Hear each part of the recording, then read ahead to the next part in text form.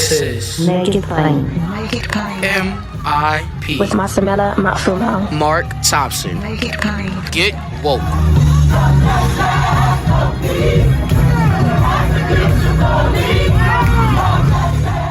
All right, once again, time for another edition of DailyKos, one of our most popular segments on Make It Plain over the years, with the individual who founded the largest and most popular online progressive community, the largest and most popular online polling firm, Civiqs, and the largest and most popular podcast. 1 out of 3 worldwide. 1 out of 3. Working on the other 2. Hey, listen, I'm sounding like the New York Post author. They try to make her write that false story on Kamala Harris. You look at me making up stuff too right now. That's what I'm doing it for, just to be in solidarity. How are you, buddy? Doing great. How are you doing? I'm good. So, 100 days have gone by.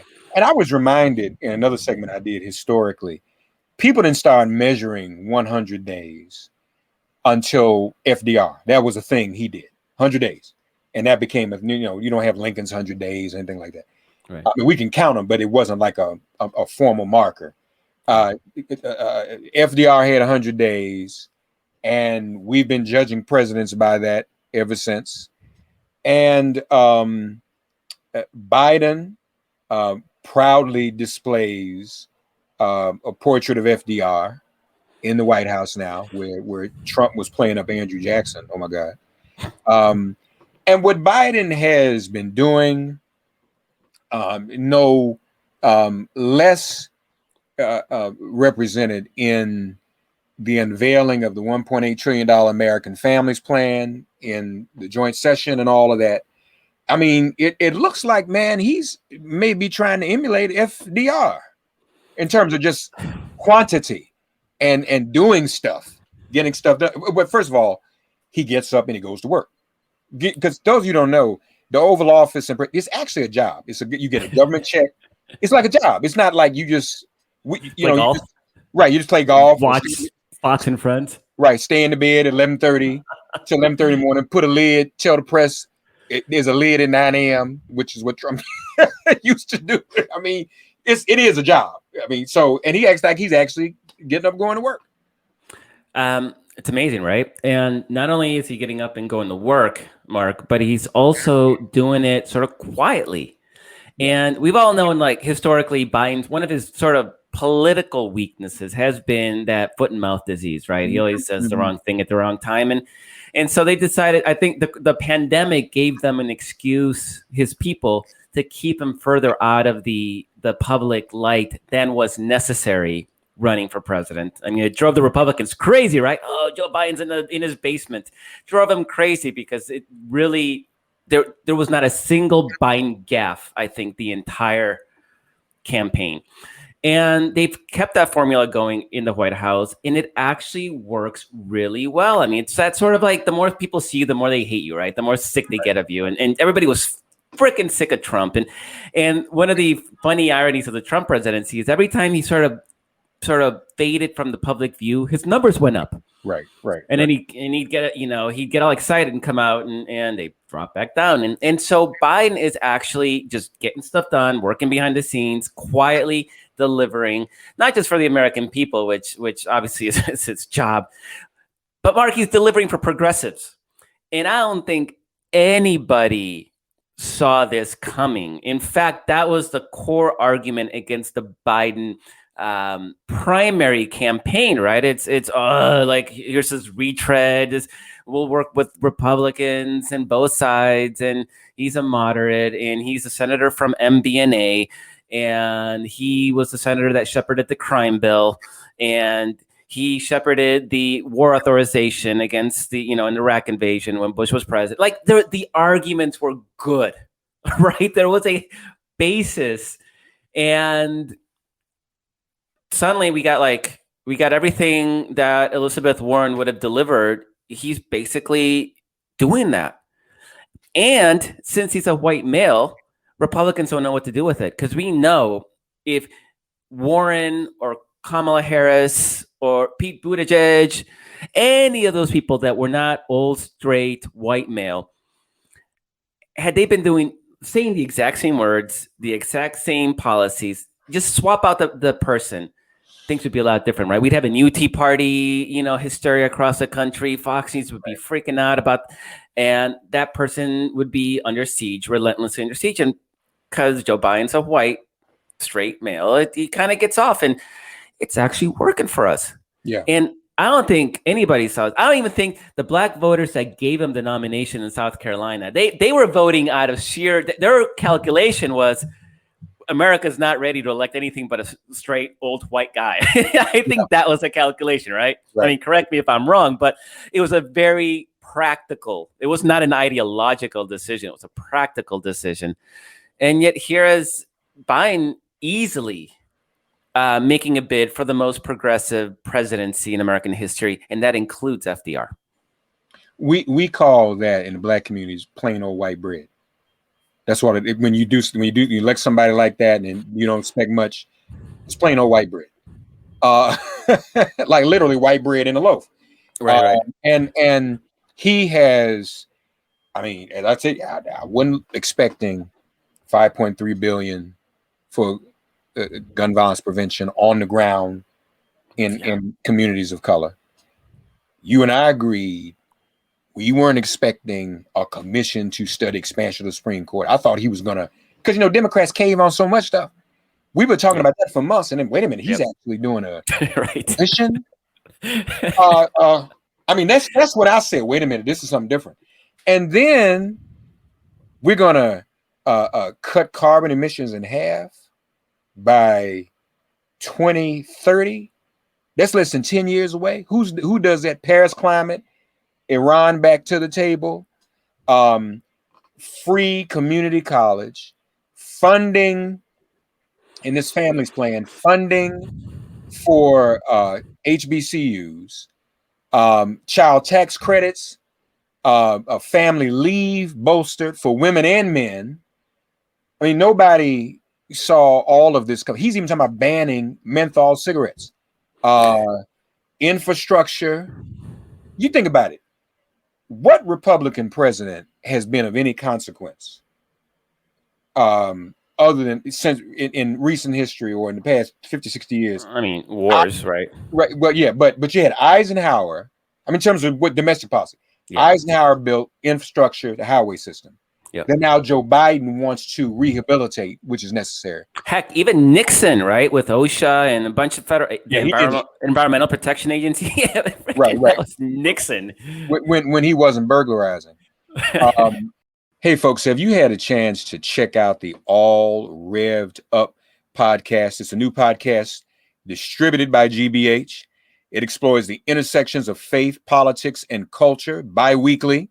Hosted by our friend, the Reverend Irene Monroe, and the Reverend Emmett G. Price III. Now, both of these ministers hail from different Black faith perspectives, different generations, different parts of the country, and even different sexual orientations. But they still come together to talk about the issues of the day. They just do it in a different way. We know you'll enjoy it. Listen to All Revved Up wherever you get your podcasts. And we'll take a quick break. We'll be right back after these messages on MIP. By the way, man, have you watched the series Snowfall? Have you had a chance to look at that? I haven't. I'm going to tell you something that's going to make you want to watch it. It's about the rise in the cocaine and crack trade in South Central LA in the 80s. Where's that playing? No, it's a series. But where? On Hulu. I'm sorry. Okay. It looks like in the second or third season. The first 30 minutes, and this is what sold me. I watched for the first time the other night. Speaking of Republican presidents, the first 30 minutes, Markos Moulitsas, it deals with cocaine coming into South Central LA to fund Reagan's Contras. That's how it starts. And and so many of these dramas about, I mean, it's got a lot of other stuff in it, but it starts there. And I'm like, okay. So, Reagan was a drug dealer. Trump basic and all for all effects and for all its purposes, modern day Klansman. Yeah, and a grifter. I mean, and a grifter. So what Biden is doing is not only more progressive than what we expected, but just even for those who don't want to call themselves progressives, I don't know how many of those people are left. There's tangible stuff that is taking place. Dude's trying to ban menthol cigarettes. I mean, yeah, I have another one for you, Mark. I have another one for you. People are generally very pleased with his cabinet nominees, right? Yeah. And it was pretty progressive. And then he puts up Merrick Garland for Attorney General. And we're like, what? I mean, Merrick Garland's the guy that Obama nominated for the Supreme Court to get Republican votes, right?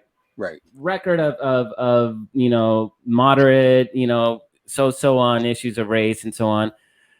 Immediately investigating North Carolina Police Department, right? Like they're moving so quickly. So even the choices that at first look like a little sketchy and you're thinking like, okay, well maybe that's his sop to like third way, moderate conservative Democrats. Even then, they're pleasantly surprising. And on the brief this week, I had Maurice Mitchell, who's the national director of the Working Families Party and a Movement for Black Lives Matter organizer, and I had my own writer Lauren Floyd, who covers justice issues.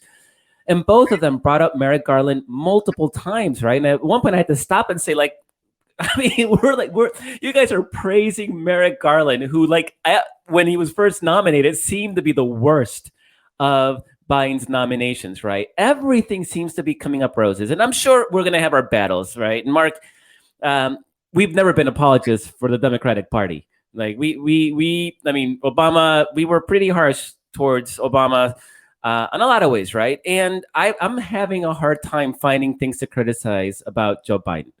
It just blows my mind. And here's the crazy thing. He is following the progressive playbook that we've all been agitating for and we've been begging for. And his popularity is going up. In the polls, his popularity, now Republicans hate him, right? And we were so polarized that there's a ceiling to how popular any president's going to be in the foreseeable future. But he's doing well with moderates. He's doing astronomically well with young people. And if he delivers on debt relief, or college debt relief, I mean, I think those numbers are going to be even better. He's got almost universal approval amongst Democrats, and that's across the entire ideological gamut of Democrats. And it's sort of validating his policies, his handling of the pandemic, his economic performance, all of that, all the legislation. It is all wildly popular, more popular than he is, because of that. Republicans aren't going to say they like Joe Biden, but they're going to say, yeah, I like that child tax credit that I'm getting. I like that check I'm getting every month. Yeah, okay, I like the fact that we're spending money on infrastructure and we're rebuilding my local school. And okay, yeah, I really like that. There's money that's being pumped into our local governments. I mean, these are all things that are pulling through the roof. And what makes me sad, the only thing that makes me sad, Mark, is that I don't know if a President Warren with the exact same agenda would be as popular as Joe Biden, right? Like that there's that undercurrent of American misogyny and racism, like Kamala Harris. Like they would be in a different place following the same playbook. It took a boring old white guy who seemed past his prime to deliver this unbelievable agenda. But that said, I'm glad we have this person delivering this unbelievable agenda and doing so with unanimous Democratic support, unanimous Republican opposition. It's going to make next year a very clear battle between the two parties. And it's tough for Democrats. We're going to have maps that are they're going to favor Republicans more. It's the reality. We're going to have Senate races in almost every single presidential battleground, and we know how close those were. And we're going to do that in a non-presidential year. So Democratic performance has historically lagged. But I think we're in much better place to fight for this midterm election than we were in 2010, when we just knew we were going to get bombed. I mean, Mark, we were talking back then, and we knew. I mean, there was no sugarcoating the fact that we were in for a world of hurt. And this time we have a fighting chance. And I think we have a fighting chance because Biden is delivering and Democrats are delivering. And if we can just get frickin' Joe Manchin to shut up for once and just go along for the ride, we'd be in even better shape. Well, let's be honest, he helps too, because Joe Manchin makes Joe Biden look like Malcolm X. And you know, which honestly Joe probably doesn't mind. I mean, really, he's my God. And you're right. I agree with you about Elizabeth Warren, because as I alluded to earlier, we see what's happening with Kamala Harris. They nothing has been able to stick to Biden, so now they have to go after Kamala Harris. And it's easy to do because she's a black woman and an Indian woman and a Jamaican woman. I mean, she checks all the boxes. She's straight. That's the only thing they can't really like go after. But right, yeah, right. But she's married to a white man, and you know they'll do something with that or whatever. And he's sort of a mystery. So you're right. If it were someone else, or you're right, a Pete Buttigieg, it would be all of this attack. It's almost as if, I mean, Biden really wants. I get the sense from him, honestly. You know, a lot of politicians have certain agendas, but I think Biden, more than any other president, because of his age in life, and this being his first term, and maybe his only term, quite likely his only term. I mean, I think he's running again. Well, maybe, but I mean, but just in case, right? At his age, he probably realizes I may not have the luxury of waiting a second term to plan a legacy, right? Yeah. I think he also, and you, like you said, you and I were very objective when it came to Obama.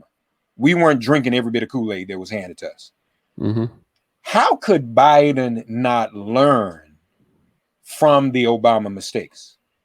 And if we look back at some of the dynamics, if you recall, ladies and gentlemen, there were instances where Obama was like, well, let's hold up. But Biden was in the background saying, no, let's push forward.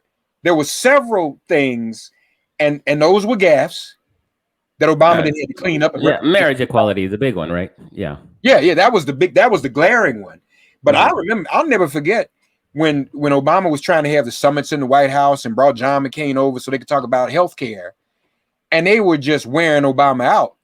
And then one time Obama called on Biden and said, and he starts lighting into them, and Obama shuts him down. Said, no, we don't want to do that. We want to stay in unity. I mean, Biden was let off the leash, and Obama literally, it was on C-SPAN, and he pulled him back because he was tearing into these Republicans that allegedly, he had worked so nicely with across the aisle. He forgot all that. It was like, yo, y'all, and then he threw a cuss word in there, and Obama said, nope, Joe, you can't say nothing else. So I think that is the Biden we're seeing. And again, he's able to do it because plain piece of white bread. Obama couldn't do it because he was a black man. And there's this image of the angry black man. That's me. I'm the angry black man. That's what people call me. And there's no, you can't put that on Biden. You can't really do anything with it. You can't do it. You can't do Hunter. There's no scandal. They tried to make some up about the dog or the beef. He wants to outlaw beef. Like, I mean, they were literally just making stuff up from nothing, and it doesn't work. So and then when you see Bernie's placated, AOC didn't AOC say something? Yes, the other day? Yeah, she just came out and said he's been great. He's a great progressive president. Yeah. So, I mean, that pretty much. Yeah, Bernie said it too. You're right. I mean, because it's true. I mean, nobody's too shy to take on Biden if we need to take on Biden, right? It's just that he's actually given no material to do so, and it absolutely works. But there was a lot of reason to worry because Democrats. I mean, how many decades have we been screaming at them that Republicans don't want to work with you? Right. Stop trying to chase that pony, right? And they kept trying. And Biden's campaign was all about, I got 4 Republicans to talk to us this time. And then you did the accounting, and it was like Arlen Specter, who became a Democrat, John McCain, who's gone, Olympia Snowe, who's gone, right? I mean, it was kind of a joke, but he stuck to it. And the reality is, Mark, and Obama did this too. It's like people want to hear the BS about, we'll work with both sides. Like people want to hear that, for better, for worse, I guess. It's good campaign tactics. Biden really sold it. There was no wink, wink. There's no dog whistle. Like, yeah, I'm saying this for the rubes who don't know better, but my progressive allies, like, I'm going to take care of you. There was none of that. He was adamant that he was going to be a bipartisan president, and that if he just showed enough commitment to bipartisanship, that Republicans would jump aboard and be happy to work with him. And watching this in a campaign, it was frustrating. I mean, it was like, oh, here we go again. This is Obama the second. Like, we're gonna have to fight all these battles again. But he pulled a fast one on all of us. He did. He had no intention of working with Republicans, and he knew. You're right. He learned the lessons from the Obama years. He said what he needed to do to get elected. Right. And now he's governing unleashed because the pandemic gives him, sort of that. It's always been disaster capitalism, right? Like, all these capitalists use disaster to become richer. And you see it with Jeff Bezos doubling his net worth over the pandemic, right? While people lose their jobs. Yeah. Finally, we have like disaster progressivism, right? Like, actually using this crisis moment to do good things. And so it's part of me is like, God, I mean, I don't want to sound like a psychopath and being like all fanboy about Joe Biden, and I'm jaded enough, and Mark, I know you're jaded enough to know that this may flip on any second, right? There's no guarantee this is going to keep going, but heck, as long as it's going, I'm happy to provide positive reinforcement. And even more important than me giving them a pat on the back, the public polling is solid behind them, and I think that the day he said bipartisanship is getting a majority of Republicans around the country to support these policies was the day that entire presidency changed for the best. Yeah. More MIP after this message. No, I would agree with you. And, we are the least sycophantic, I should say. But we had to be honest about it. This is more than we expected, and every day it's a new surprise. I mean, he even got Putin to come to the climate summit at the last minute. Putin would, I'm not going, and he's like, well, I better go to this because this dude is like becoming some kind of a rock star or something, and I don't want to be, left out of that. On the police piece, the Biden administration is against this ongoing qualified immunity. Yeah. That's going to be a test of, again, the Democrats in the Senate and how much they're going to cave in on that. We're talking about the George Floyd Justice and Policing Act? Justice and Policing.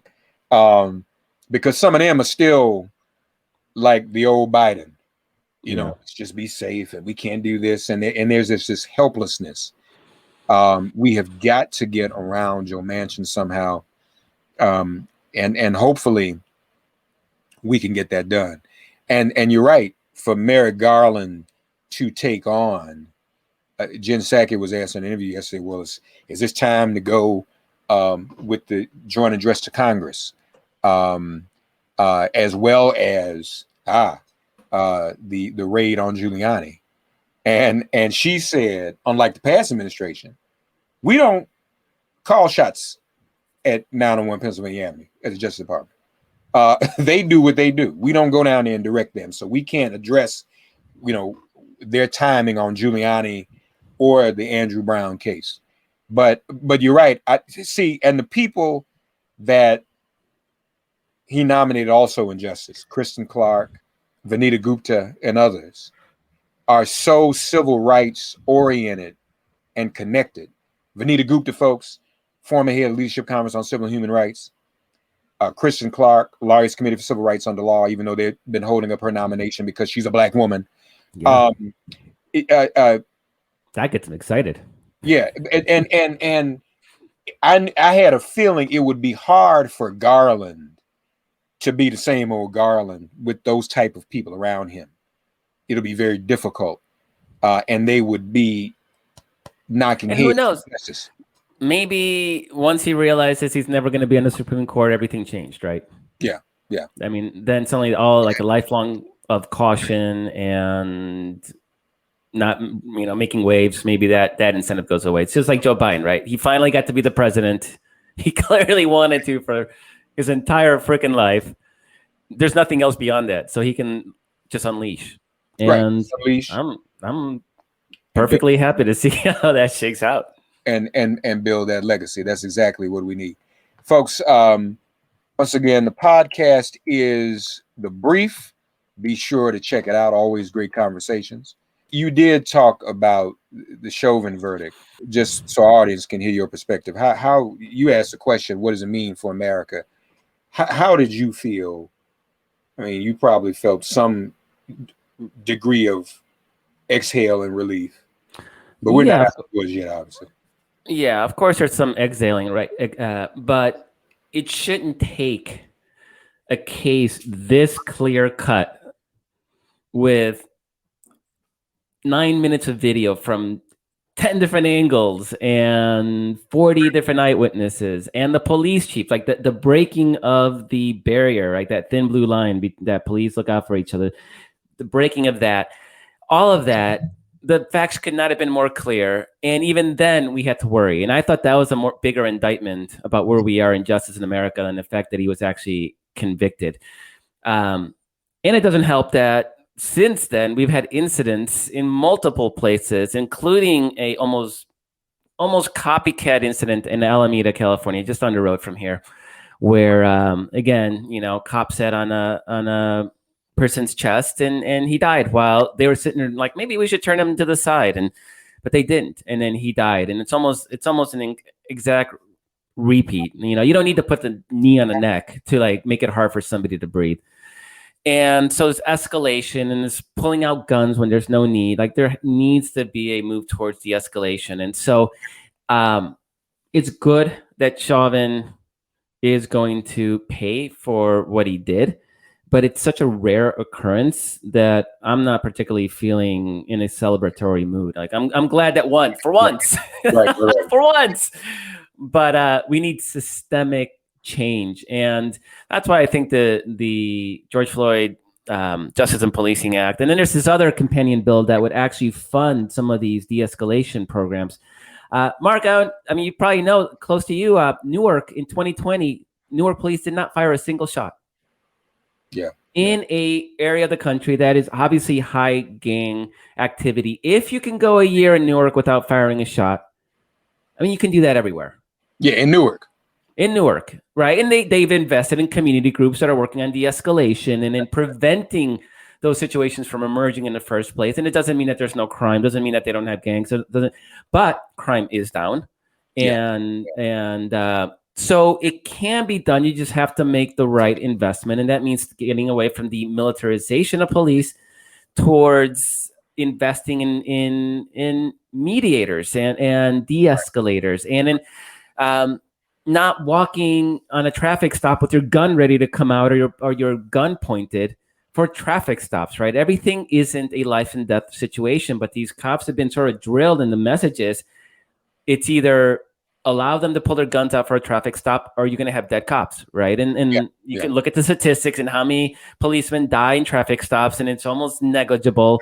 But of course, you take that one outlier situation, and then you use that to justify an increased militarization. Just like the LA bank robbery, right? Where the guy was wearing armor, right? So police were outgunned. This was back, in the 90s. And so that justified militarizing LA's police force and giving them semi-automatic weapons and body armor, and now they look like freaking RoboCops. And so there was that shift towards militarizing. We need to get away from that and going towards that mediation. I was in Oakland, downtown Oakland, before the pandemic, and there's a homeless guy who was on a bender, right? He was attacking people. He was literally pushing them, and there's this little Asian lady walking by with her cart, and he like pushed her into the street. Like it wasn't race, like he was doing it to everybody, right? Like he was just like gone.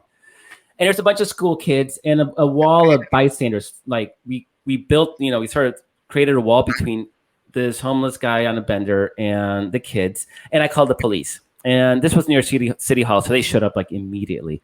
But instead of engaging this guy, what they did is they just formed a perimeter around him just to keep him away from other people. And then they were waiting.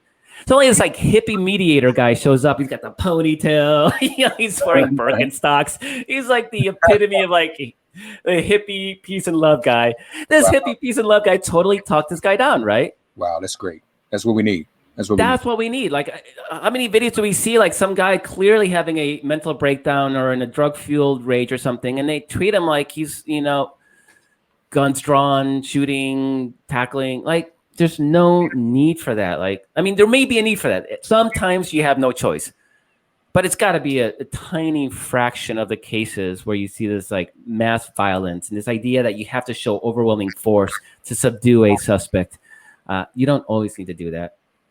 No, and hearing you say that too, I think there's some overlap even in the $5.3 billion that Biden has for gun violence. See, what the cops claim is that everybody out here, especially black folk and people of color, wake up every morning with the intent to kill police. That's they have a culture, and I know that because I've taught diversity and sensitive awareness in police academies. That's when you talk to cops, what do they say? Well, we know it's hard for us to make it home every night. I'm like, what are you talking about? How many people out here just going out killing police every day? But they believe that they feel that they are as much under siege as African Americans are under siege by racism and white supremacy. They've convinced themselves of that. Yeah. But the gun violence prevention, and I know how a lot of these groups work, they deal with violence interruption on the street, gun violence in the street, gangs, and a lot of places, even in California, I know that are doing that work. $5.3 billion. So that even takes away some of the cops' argument. Well, you got dangerous gangs out here trying to kill us. Well, wait a minute. We're working on that too. We've got mediators in those situations to quell some of the stuff that's going on in the streets. So in a minute, and if you got mediators in some of on the police side, in the civil side, in the court system, and all of that, they're going to run out of excuses to continue to run around with guns drawn and shoot people. And so Derek Chauvin is just the beginning. We saw the situation, quite frankly, in Columbus with the young lady, the 16-year-old. There were cops on the scene trying to mediate that. They didn't do the greatest job of it. Those were adult women that came to assault that young lady, and she felt she had to defend herself. One cop shows up, doesn't even check with the other cops, and pulls the car up, and within 22 seconds, guns are dead. Just no, but that's the culture. Here's a 16-year-old child who I have to kill, and that's the only solution to any problem is to kill, and that's just not just men, obviously, but women. But no, this is important. I hope that they hold the ground on George Floyd and on ending qualified immunity, but we will see. As always, we appreciate Markos Moulitsas, DailyKos, Civiqs with a Q, the popular podcast, The Brief. Check it out. It's also on YouTube, so check that out as well. Markos, as always, buddy, we appreciate you. Great. Thanks so much. Appreciate you. Have a great weekend. You too. Thanks for getting woke and listening to Make It Plain. Please remember to listen, like, and wherever you get your podcasts, please give the show a 5-star rating. And please do spread the word. Let's all continue to pray for each other during this pandemic and this police-demic.